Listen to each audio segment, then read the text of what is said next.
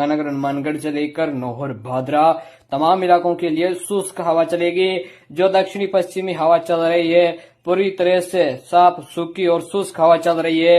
यहाँ पर इन हवाओं में बिल्कुल भी नमी नहीं है। अभी देखा जाए तो उत्तर से लेकर दक्षिणी पूर्वी भारत, राजस्थान के और भारत के अधिकतर इलाके शुष्क मौसम के साथ बने हुए हैं। कुछ बारिश यहाँ पर पश्चिमी घाट पर हल्की हो रही है, लेकिन कोई ज्यादा बरसात की एक्टिविटी नहीं हो रही है। फिलहाल देखा जाए तो बीकानेर